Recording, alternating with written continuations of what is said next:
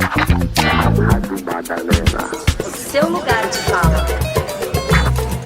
Olá, e sejam todos bem-vindos a mais um episódio de Revolta Climática, um podcast da Rádio Madalena. Eu sou Mari Revolta, uma travesti não binária, educadora climática, tatuadora, poeta e militante por agroecologia e poder popular pelo Movimento Luta, ecossocialista libertária pelo Subverta e antiespecista pelo Coletivo Cavalo. Hoje eu vou conversar com o Bruno Araújo sobre o chamado Pacote Verde, um conjunto de projetos de lei que tangenciam a pauta ambiental e que foram votados no final do ano passado. E para a gente começar esse papo, Bruno, você poderia se apresentar? Salve galera, eu sou Bruno Araújo, falo do Rio de Janeiro, sou geógrafo, especialista em mudanças climáticas e políticas públicas e estudante de mestrado da interface entre cidades e eventos climáticos extremos. É um prazer falar com vocês. Bom, hoje a gente vai falar sobre o Pacote Verde, que foi uma articulação política que aconteceu na Câmara dos Deputados, que já estava anunciado faz tempo, mas a votação foi ficando cada vez mais urgente, na visão do Arthur Lira, o presidente da Câmara dos Deputados, conforme a COP foi se aproximando.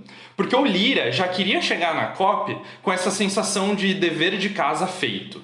Os 6 projetos que entraram nesse pacote são o mercado de carbono, o hidrogênio verde, as eólicas offshore, o plano de transição energética, o lítio verde e o PL dos combustíveis do futuro.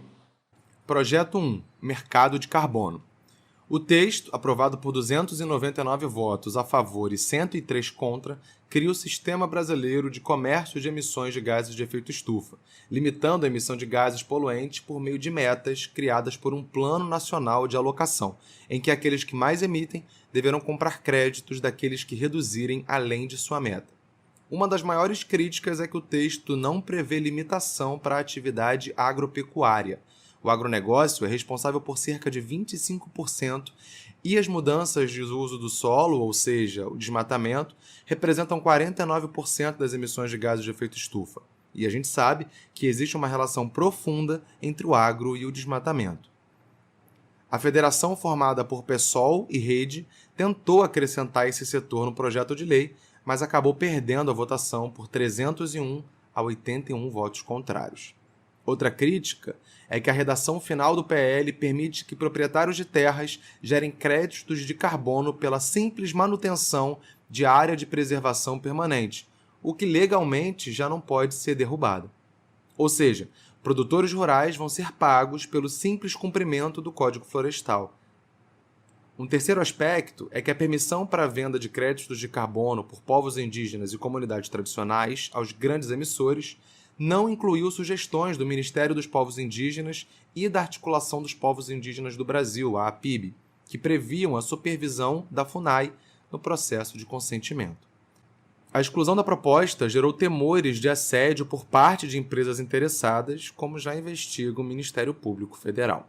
Sem falar que há a proposta de desvinculação da Comissão Nacional do REDD+, único espaço em que povos indígenas e tradicionais têm assento garantido. E esse sistema vai funcionar como? As empresas que emitirem mais que 10 mil toneladas de CO2 por ano deverão reportar suas emissões, e somente aquelas que emitirem 25 mil toneladas ou mais terão metas de redução. É importante dizer que hoje o mercado de carbono já existe, e ele é feito de maneira voluntária pelas empresas e por iniciativas de preservação do meio ambiente. O que esse projeto de lei visa fazer é regular um novo mercado, e com isso abre-se a possibilidade de uma venda duplicada dos créditos de carbono, no mercado regulado e no mercado voluntário. Além dessas críticas ao PL, existe uma crítica à lógica por trás do mercado de carbono, que é a da financiarização da natureza. Pensa comigo, sob o modo de produção capitalista, a coisa mais protegida é o dinheiro e o lucro. Então pensaram, façamos a floresta em pé da lucro e está tudo certo. Vamos calcular quanto CO2 o processo de fotossíntese de uma árvore é capaz de sequestrar e a gente planta tantas árvores quanto precisarem. Mas o mercado de carbono é limitado em 3 aspectos. O primeiro é a financiarização da natureza. Há a separação de componentes indivisíveis da biodiversidade e dos ecossistemas, mas se esquece que o planeta é vivo e que os ecossistemas não são fechados. Não é possível calcular ou definir em dinheiro a importância do trabalho das abelhas, das formigas ou até mesmo das árvores. Aqui se confunde valor e preço.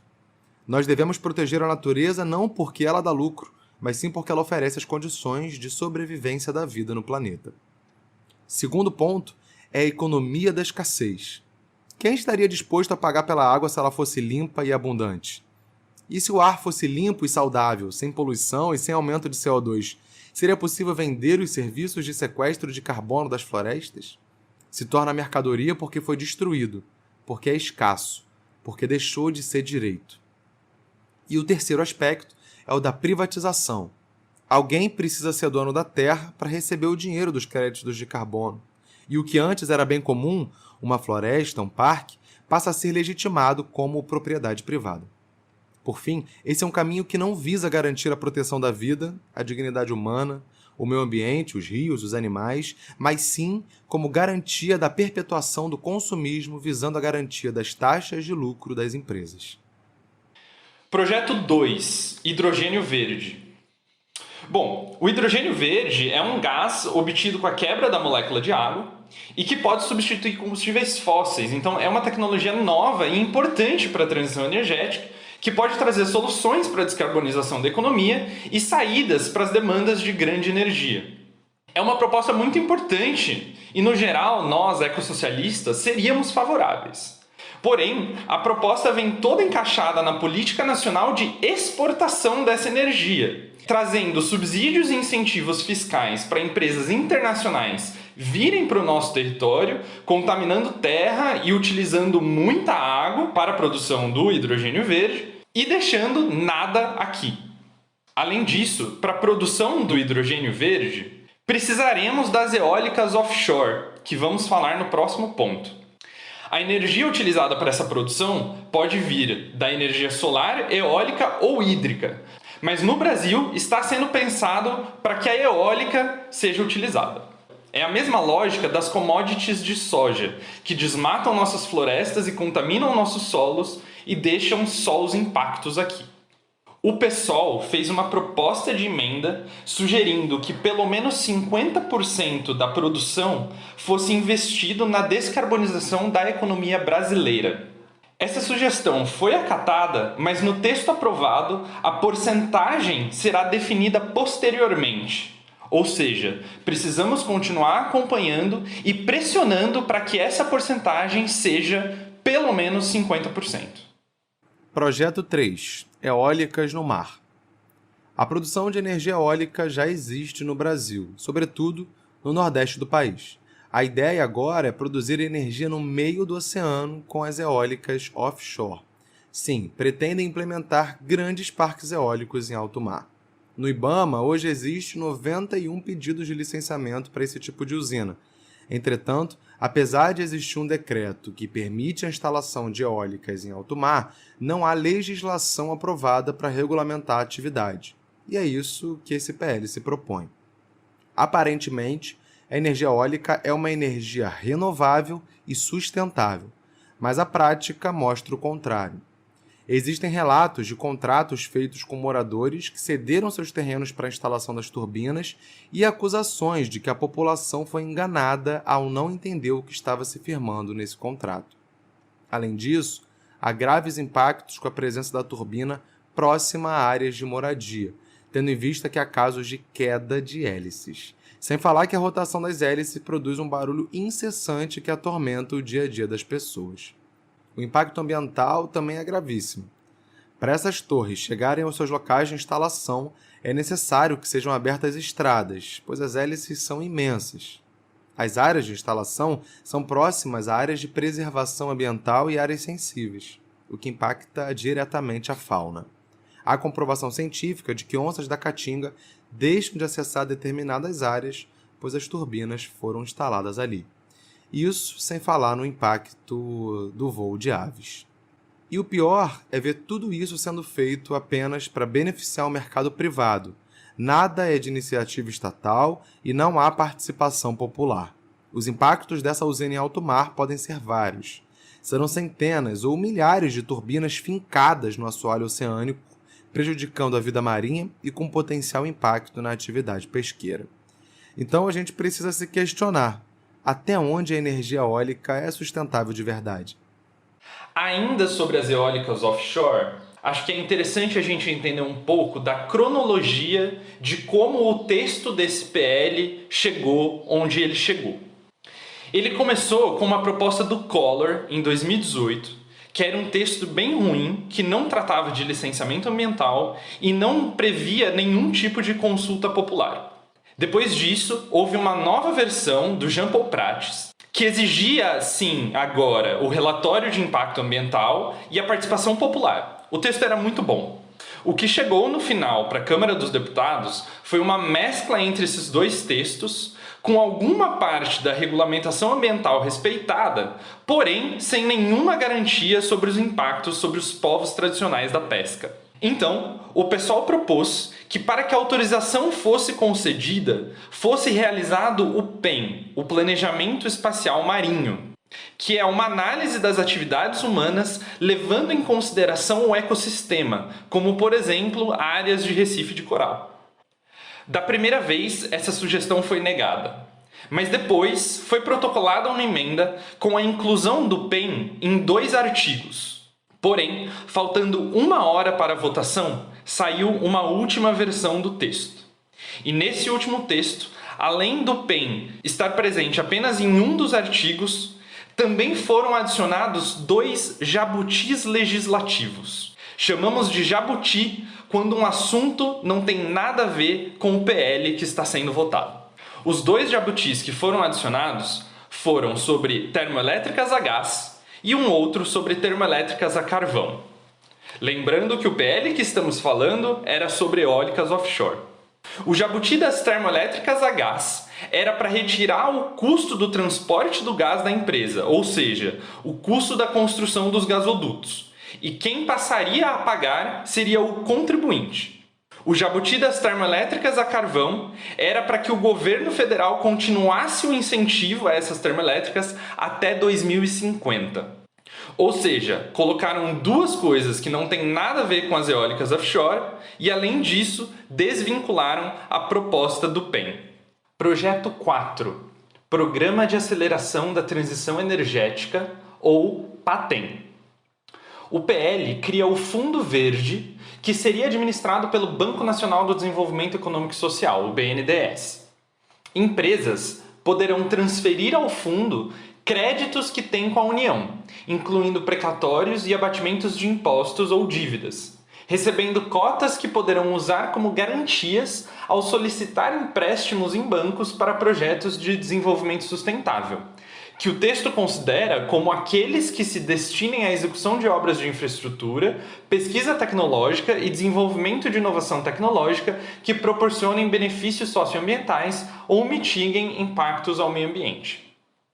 A expectativa é que, ao ter o próprio Estado como fiador, os juros aplicados pelos bancos sejam menores.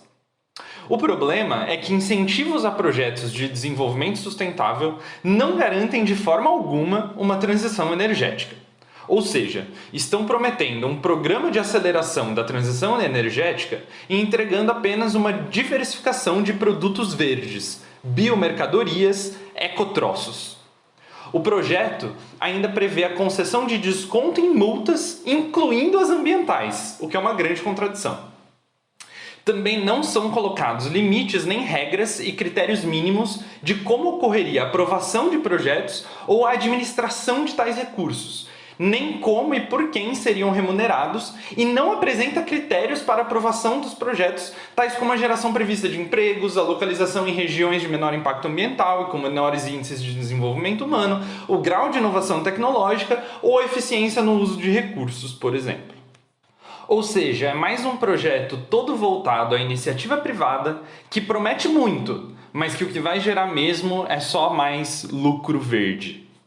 Projeto 5. Lítio verde. O lítio é fundamental para o funcionamento de baterias e celulares, e com a perspectiva de transição de carros movidos a combustível fóssil para carros elétricos, a extração desse mineral ganha relevância. O Brasil já permite a extração de lítio e cerca de 50% da mineração acontece no Vale do Jequitinhonha, em Minas Gerais. E, como toda atividade mineradora, ela produz diversos impactos socioambientais. No Vale do Jequitinhonha, há relatos de rachamento de casas e, ainda, como a mineração demanda um uso absurdo de água, o acesso da população a esse bem comum vem se tornando mais difícil. E para piorar, a previsão é de que a extração de lítio nessa região triplique nos próximos anos, pressionando ainda mais o direito de acesso à água. Vale dizer que a empresa mineradora do lítio no Vale do Jequitinhonha já faz reuso de água, mas não porque eles são legais, e sim porque o acesso a esse bem já está escasso até para eles. O objetivo desse projeto de lei é nada mais, nada menos do que criar um certificado de que essa extração é sustentável e, portanto, verde. Se liga só o que diz o artigo 3º do projeto. Abre aspas. Os projetos e os empreendimentos certificados poderão utilizar a certificação em suas estratégias comerciais, de marketing e de comunicação, com ênfase na promoção e na valorização do lítio produzido com menor intensidade de carbono. Quer dizer, é a legalização do greenwashing. E o 6º e último projeto, o PL do combustível do futuro. Essa é uma proposta do próprio Ministério de Minas e Energia, que cria um conjunto de 6 iniciativas para a redução das emissões de gases de efeito estufa e o estímulo ao uso de produção de biocombustíveis. As 6 iniciativas são as seguintes. 1. O Programa Nacional do Diesel Verde. 2. A integração de 3 iniciativas de política de mobilidade e biocombustíveis, sendo elas o Renova Bio, o Programa Rota 2030 e o Programa Brasileiro de Etiquetagem Veicular. 3. A alteração de 27% para 30% do percentual mínimo de etanol na gasolina. 4. O Programa Nacional de Combustível Sustentável de Aviação, que estabelece percentuais mínimos para a redução de emissão de gases de efeito estufa. Começa com 1% em 2027 e chega a 10% em 2037. Interessante, mas insuficiente. 5. A regulamentação de combustíveis sintéticos produzidos a partir de fontes alternativas a petróleo e biomassa. E 6. A regulamentação da atividade de captura e estocagem de carbono. Essa tecnologia também é conhecida como captura e estocagem geológica de dióxido de carbono, ou CCS, na sigla em inglês. O problema é que a eficiência dessas tecnologias até hoje é baixíssima. Como vocês viram, eu pontuei algumas críticas, mas eu acho que dos 6 projetos do pacote verde, esse é o menos problemático. No entanto, ele parece mais um estímulo para a indústria automobilística do que qualquer outra coisa. Em conclusão, podemos perceber que o debate sobre a transição energética chegou às instituições brasileiras, mas ainda de forma limitada e problemática, apenas como um modelo orientado pelo mercado, seduzido pela possibilidade de exportação de energias renováveis e um programa de expansão de energia solar e eólica totalmente dependente de investimento privado, cujas experiências atuais são marcadas por conflitos territoriais e comunitários. Pequenas mudanças na matriz energética não são suficientes. Todo o sistema energético deve ser transformado, desde a produção e a distribuição até o consumo e descarte de resíduos. Projetos que apostam na diversificação de fontes de energia muitas vezes não são sustentáveis. Nossas apostas devem estar em energias verdadeiramente renováveis, associadas à redução gradual da dependência fóssil, como base para outras estruturas econômicas de produção e consumo sustentadas na justiça social e em relações de harmonia com a natureza. É evidente que não se trata apenas de substituir os combustíveis fósseis por novas fontes de energia, por mais sustentáveis que sejam, na tentativa de manter o caminho do capitalismo predatório, tanto social quanto ambientalmente. Um programa de transição energética justa para o Brasil deve impulsionar o desenvolvimento de energias renováveis de forma democrática, descentralizada e ampliada, em colaboração com as comunidades afetadas e sob uma visão mista de distribuição de energia. Como uma empresa estatal, a Petrobras pode desempenhar um papel importante nessa transição, mas deve fazê-lo comprometendo-se com a eliminação gradual de sua extração de combustíveis fósseis, aprofundando a prática do acesso à energia como um direito em vez de uma mercadoria. Também é necessário recuperar a Eletrobras, órgão responsável pela distribuição de eletricidade, privatizado em 2022. As condições atuais impedem avanços reais em termos de democracia e transição energética popular e verdadeiramente justa, pois abordam o setor de energias renováveis como potencial de crescimento econômico capitalista e estão envolvidas na busca por minerais estratégicos que aprofundam padrões extrativistas em nome do consumo excessivo de recursos no norte global. O Brasil, assim como o restante da América Latina, precisa de um programa transversal de transição energética e ecológica que coordene diferentes áreas do governo e amplie os investimentos públicos necessários, incorporando cada vez mais as comunidades rurais e urbanas nesse processo. Ou talvez seja mais fácil fazer revolução. Mas de qualquer forma, para que isso aconteça, precisamos de muita força militante. Se você ainda não está organizado politicamente, considere procurar as iniciativas coletivas da sua região. Procure organizações de ecologia social, ecossocialistas ou até mesmo quilombos e terras indígenas. Fortaleça e construa essas iniciativas. Conheça também o Movimento Luta e o Subverta e acompanhe nosso trabalho. Eu estou no Instagram como @mar.revolta e o Bruno, que conversou comigo hoje, está como @BrunoPeloClima. Por hoje é só e até o próximo episódio.